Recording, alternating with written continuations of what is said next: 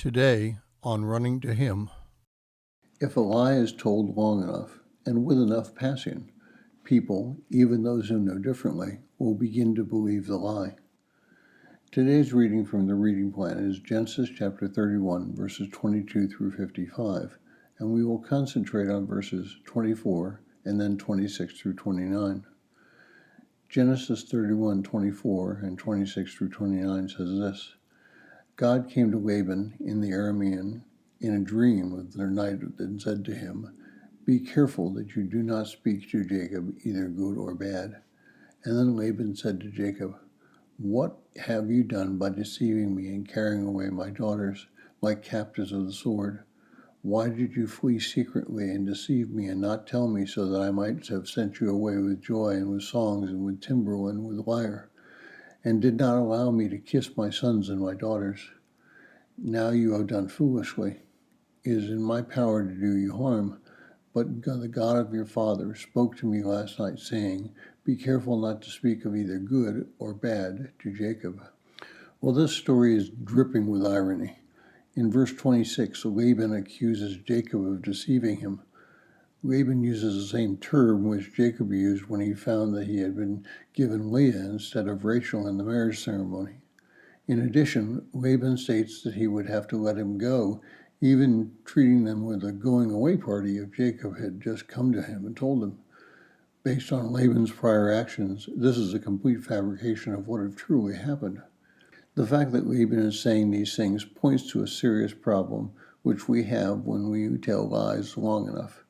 We tend to believe that they are true. This fact can easily be shown the way politicians respond when obviously caught in doing something that they have denounced the other party doing, or projecting onto the other party exactly what they have done and then denying that they have done that action. When we lie to ourselves and others long enough, we tend to become believers in the lie. Jacob responds with truth about how Laban has treated him. Jacob gives a compelling reason why he did not tell Laban about his wanting to leave.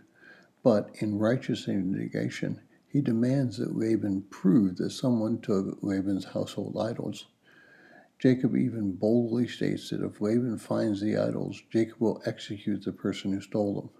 Obviously, he does not know what Rachel has done. As Laban is searching the tents, he comes upon Rachel's tent, and Rachel deceives her father by telling him that she is experiencing her monthly cycle and cannot stand. In this way, she hides the idols from her father. So we see here that Rachel is also not immune to deceit. Let's just reflect for a moment on how easily we become ensnared in a deceitful action. As we lie, we have to continue that lie by adding to it, so that lie upon lie begins to build in what we believe is truthful. Again, this is how politicians can see themselves as righteous when they have gone about their lives telling little white lies, or even big lies repeatedly. They begin to believe their own public relations and can act indignantly when they feel that they have been wronged. We can believe falsehood when we set our minds on deceiving others. This is how the Nazis in Germany came to power. This is how they convinced the entire country that one religion and one people, that of the Jews, were causing all of their problems.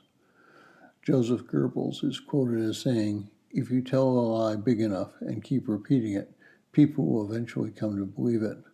But the lie can only be maintained for such a time as the state can shield the people from the political, economic, and/or military consequences of the lie. It thus becomes vitally important for the state to use all of its power to repress dissent, for the truth is the mortal enemy of the lie, and thus, by extension, the truth is the greatest enemy of the state." We, as followers of Christ, must be passionate in telling the truth all of the time. Our testimony depends on it. Thank you for listening. We pray that today's devotion was meaningful to you. We would love to hear from you. You can use either Facebook or YouTube to like, subscribe, share, and tell others about us. If you would like to contact us, you can reach me at phineasjacobus@runningtohim.net.